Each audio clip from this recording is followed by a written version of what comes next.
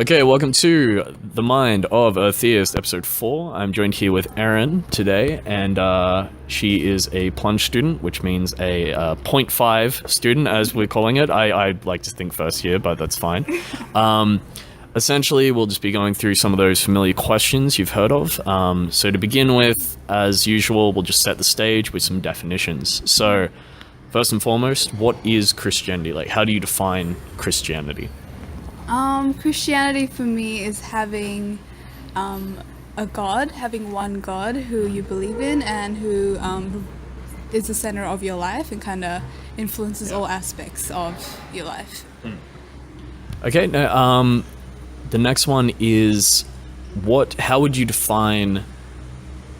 Okay, so usually I use evolution with a lot of the young earth creationists, but what I'll do is I'll simply say, how old do you think, without giving specifics, how old do you think the Earth is? Is it as old as Genesis counts for, or do you think there's a more scientific reason behind it? I think it could be as old as the Bible accounts for. I mean, like, what's in there is God's word, so, like... I'm not sure, like, it would be cool if it was that old, and if that's how, I'm just imagining, because God has that power, he could, like, with evolution and stuff, I get what you're saying, the whole, like, how things weren't just spontaneously there, like, they were slowly came to be, but I feel like God has the power to just make things happen straight away, so maybe, I don't know, maybe there's a link somewhere that we've not yet found, or something like that. Yeah, a lot of creation scientists would agree with you, actually. So this is just a small one, but how would you describe God to somebody who has come from like a secular country? So let's say they've never heard about God before, they've never engaged in God, and they're an educated adult, and they've come to Australia right now, and they go, well, what is God? I've never heard of this. How would you define that? Maybe with, like, depends on their background or what their experiences are. Would they have any connection with spirituality at all? Would they? Let's say no. So there's no spirituality or anything. Spirituality or anything. I'd probably get them to just think about, like, their purpose in life, because I know that's what got me, like, with Christianity. Like, where are you going? How much control do you have over your life when you think about it, really? And I'm sure that in that space of thinking, they would somehow come to a conclusion that there's more out there than they can explain or account for. Sure. No, that's perfectly viable. So I'll actually move to the hypotheticals, because I know you've got work and stuff like that. So if Jesus was alive today, would you support it for him to be crucified, knowing full well of the sort of background in that decision? Yes, I would. And I feel like I wouldn't even have a choice, to be honest. Okay. Like, even if I didn't want to, I think it was God's plan. So I'm just like a little figurine in his massive, amazing plan. And I think even if I didn't want it to happen, the fact that he wants it to happen is just so awesome. It's like, thank you, Lord. Thank you for not making me choose to put you on that cross. You just did it for me. Okay. So yeah, we've got Calvinism. Excellent. Given the thousands of other religions, why would you say your faith is the correct one? I think it's because I have a relationship with my God. Like, he talks to me, I talk to him. It's not like I have to, I don't know, nothing is like lacking, you know what I mean? Like, with I'm not sure about other faiths, like I haven't tried anything else, but for me, everything is like fulfilled in a way. And he kind of, like, he's so big and so, like, full of stuff that I'm never going to be left wanting. No, that's viable. I mean, as you said, if you haven't really looked into the other religions, that's perfectly fine. I recommend Satanism. It's very good. No, probably not. No. So this sort of feeds into a question I didn't ask, but when do you think when I say truly became a Christian, I mean, when do you think that you fully acknowledged being a Christian, as opposed to it having sort of as a presupposition you've been born with or something like that? Unfortunately, I don't think there was like that moment of, yes, this is when I became Christian. It was more of a growing, it's more of a process, I think. And for some people, I guess that's not as impacting. But for me, I feel like that was just like God building me, because I needed that. Well, I didn't need that, but like I can see that has made me more like grounded in my faith, because it's a process and you learn more about your God, and just slowly keeps enticing you to keep knowing more and finding out more. So the tempering of steel approach. I'm actually a big fan of that one. So if your child was of another faith, how would you deal with this? My child? Yes. If my child was, I wouldn't necessarily like force Jesus upon them, because I feel like it's like a relationship. You can't force someone to love someone else. You know what I mean? Sure. So I would definitely, like, if they felt that way, I would ask them, I would tease them, I'd get them to think about, like, I'd definitely make sure that they, like, are choosing that not because of, like, pressures around them, but because of what they've believed or something that they've tangibly, and then I would kind of share my own experience. I wouldn't force anything on them, because I feel God is not like that.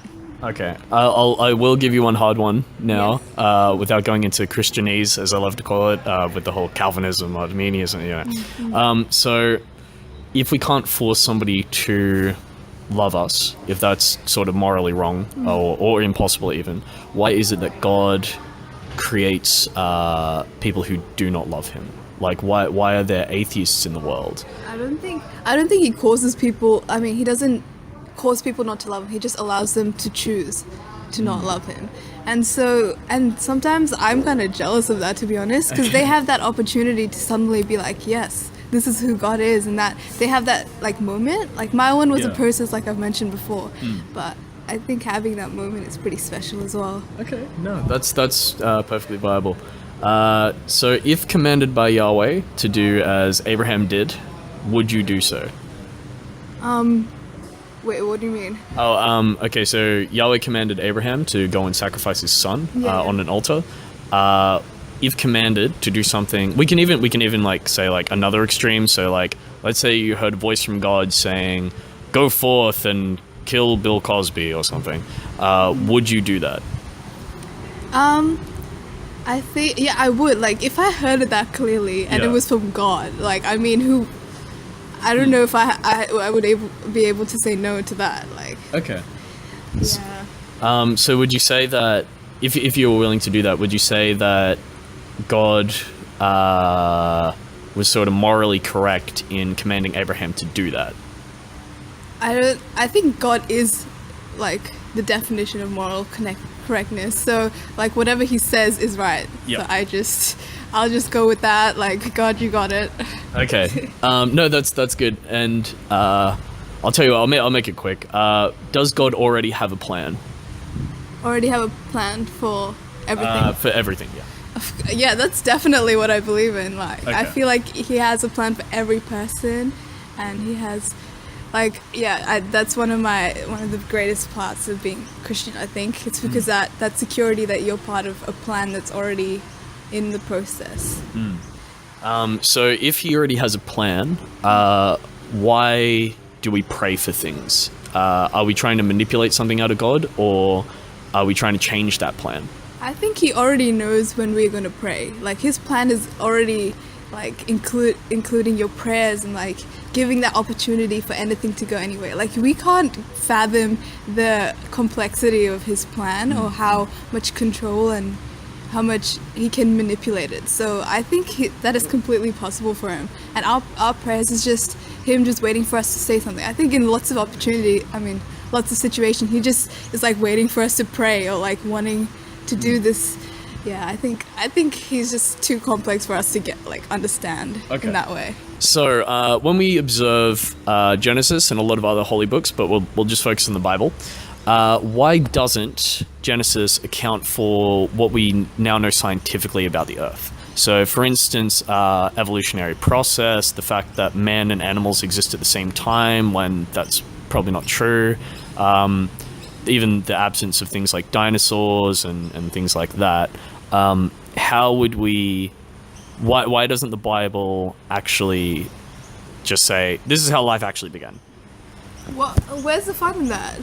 Okay, no, that's an interesting one. God might have just not added that to the Bible, because as we find out more about his creation, we can be more and more amazed at what he's done and how he's created things. And I find that like I do this in my spare time. I just go out and look at creation and see how, like, you can't just look at that and say, yeah, whatever.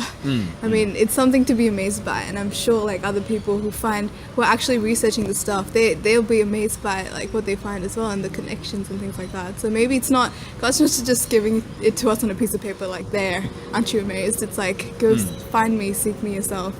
Okay, so would you say that it was God trying to encourage the sort of natural curiosity of humans then? Well, I can't put words in God's mouth, you know what I'm saying? Yeah, but, no, I get you. Like, I think that's kind of, like, that's me trying to figure out his character and No, like, that's kind fine. of see how he's like. Yeah. So I think that, yeah, I feel like he would be like that. He would be wanting his children to be interested in what he's made. No, that's good. So, what is your response to the problem with evil? Have you encountered that? Problem with evil, like starvation and poverty and stuff like that? Or what are you talking about? Well, by extension, right, if we assume that God is, I'm sure you've heard the term omnimax, so it means omnipotent, omniscient, and able to do everything, essentially. Yeah. Then God created this earth, right? And evil dwells within that earth, right? Yeah. So we have things like poverty, starvation, etc., etc. So if God is omnimax, how is it that we still have evil? I think, like, if he's omnimax, why doesn't he just make everyone Christian? Yeah, exactly. Make everyone love him. What's the point? The point, like, if everyone was Christian, if everything was just perfect to begin with, there's no story, there's no history, there's no getting to know him, there's no relationship, there's no, you know what I mean? So, I think there's always has to be evil for there to be good.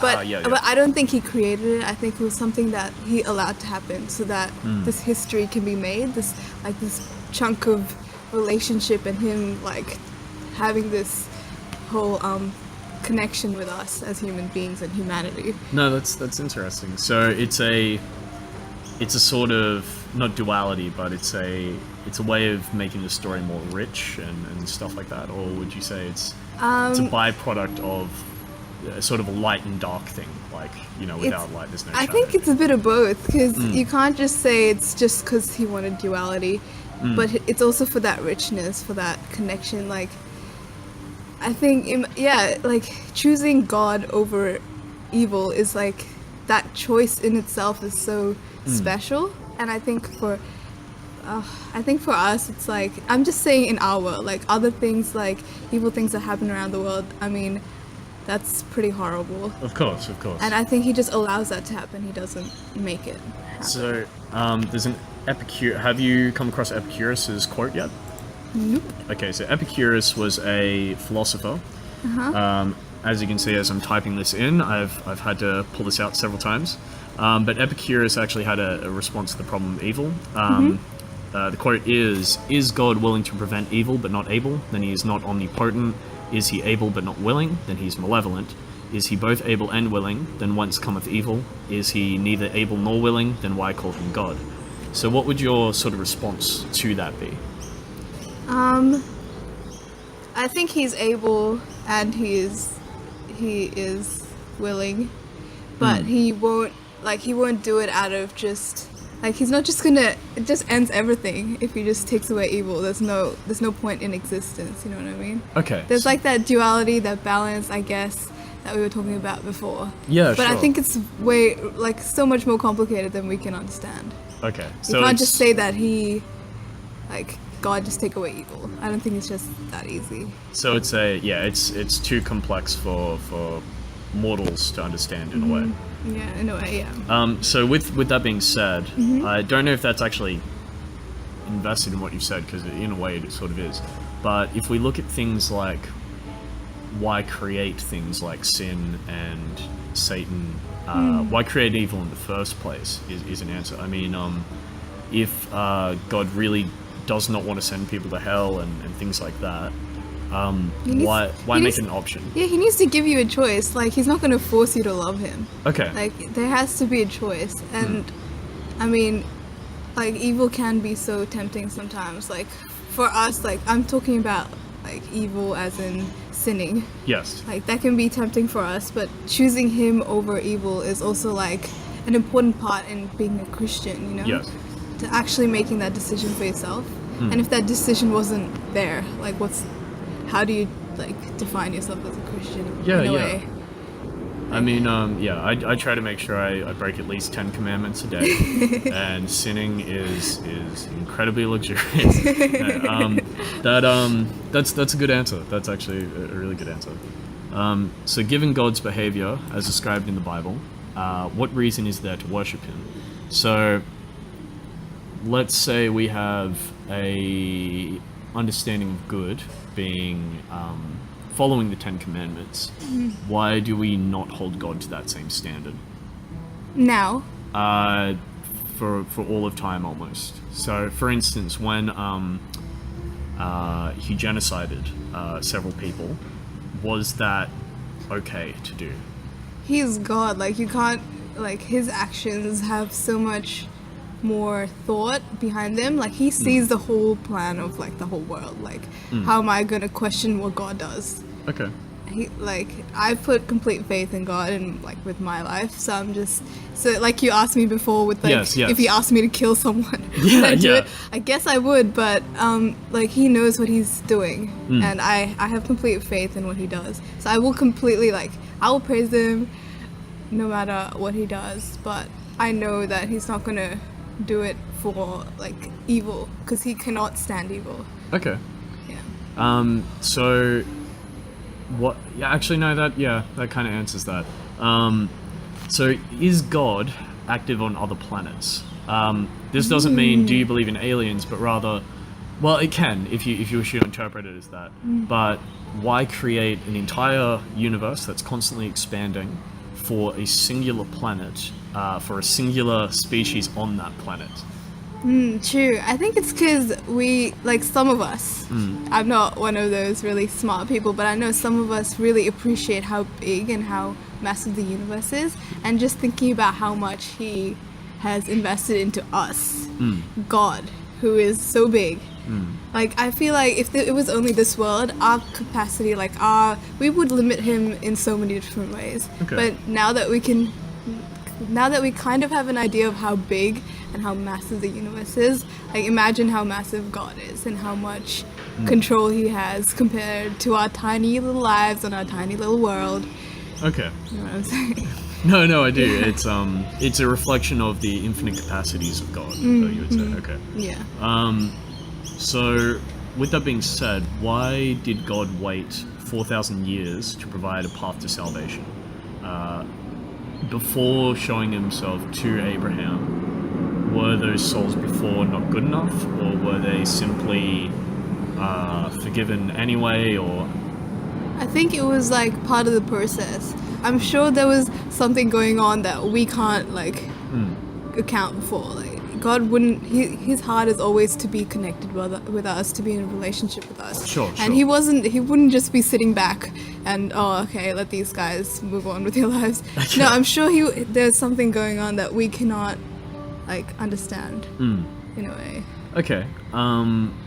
So with that being said, I'll just put this forward, but why doesn't God simply just make it so there is no tempering process of the earth?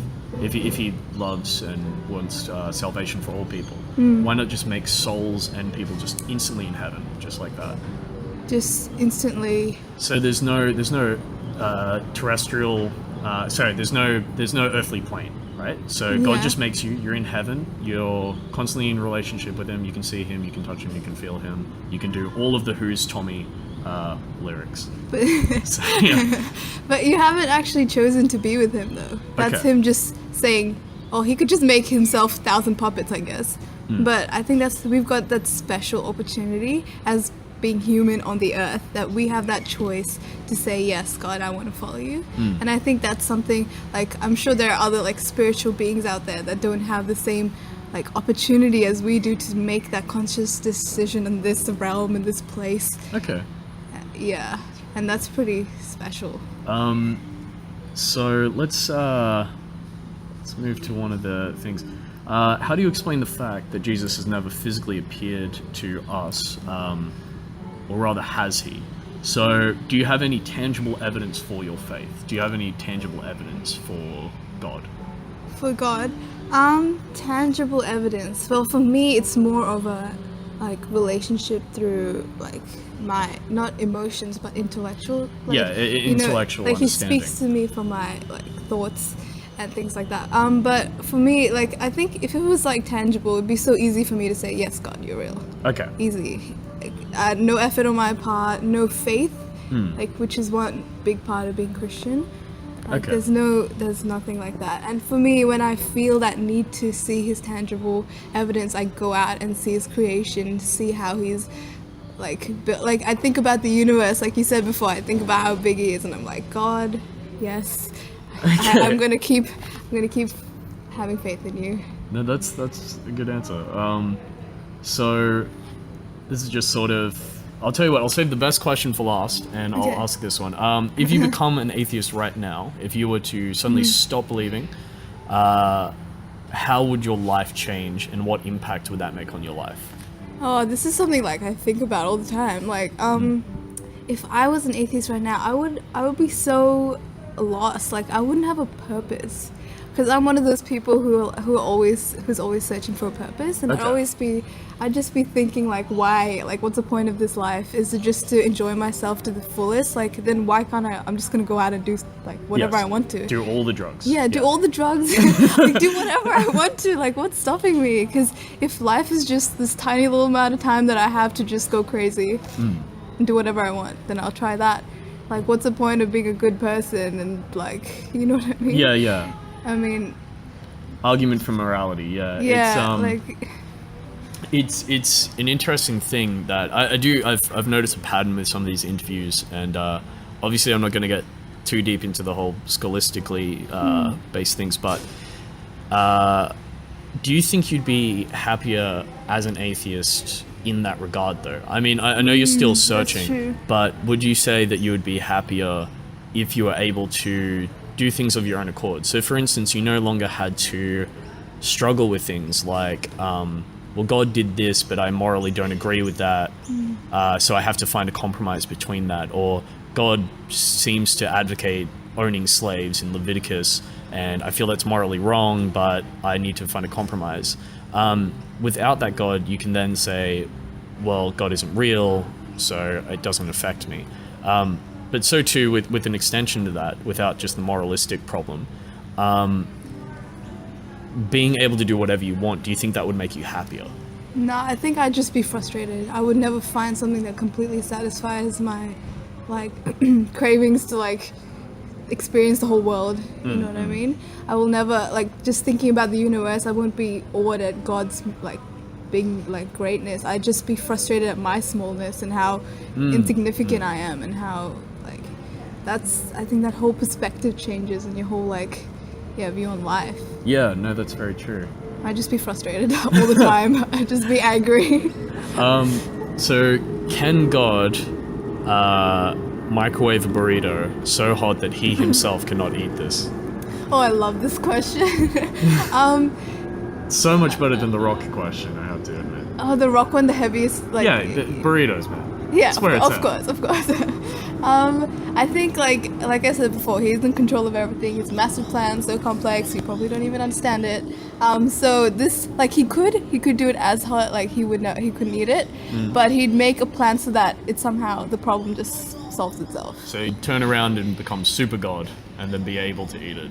No, there'd probably be another situation where something happens where he's able to, you know what I mean? Like, Oh, so like a bunch of situations that somehow cancels out the power, like the heat of the burrito. I see. No, I think that's perfectly viable.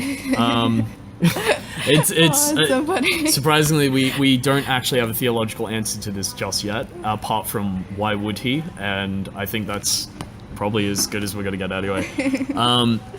So I'll throw in one more. I'll tell you what. I'll go from this. So the Bible says to worship God and to obey your mother and father. But what do you do if your parents tell you to worship another god? To obey your mother and father. So is this a not contradiction, but what would you say to somebody who is, say, let's say they even grew up as an atheist, or they grew up as a Buddhist or something, and they became a Christian? How would they obey their parents while still having a completely different worldview? I think like the point to think about is that God comes first, and then like you're following his commands because you're following him. Okay. So if you're doing something that isn't following God, then obviously don't. Like, and if you're having that like problem, just pray to God and ask him, like, what do I do? Because it's not that you're not just talking to a wall. Like, he's gonna show you a way. He's gonna open a door. Like, it's a relationship. You can always ask him. And with your parents, like, I think it's just seeing, like, where they're coming from as well, because they might be coming from a place of like they're trying to like love you in a way, but you need to explain yourself, or Sure. you know what I mean? So I think it's just putting God first and seeing where his values are, and then placing your values with his, and then seeing how your parents are involved in that as well. That's great. All right, well, I'll just finish it off with, is there anything you'd like to plug, or anything you would like to encourage people to have a read of, or anything like that? Well, you could, if you're in the Ryde area, you could definitely come to my church, Ryde Baptist Church, and just sit through one of our services, or it's cool. That'd be good. No, that's great. I am going to plug something from the atheistic side. Check out the Atheist Experience. There's quite a lot of things that get asked that I've seen a lot of Christians sort of come up with, and you get an atheistic response. It might help some of the believers that are listening. It might help some of the atheists that are listening. I don't know. We'll find out. Anyway, that's it's episode 4, I think. I think it's episode 4. Yeah. Okay, good. Good. And thank you, Erin, for letting me interview you. No worries. All right, thanks.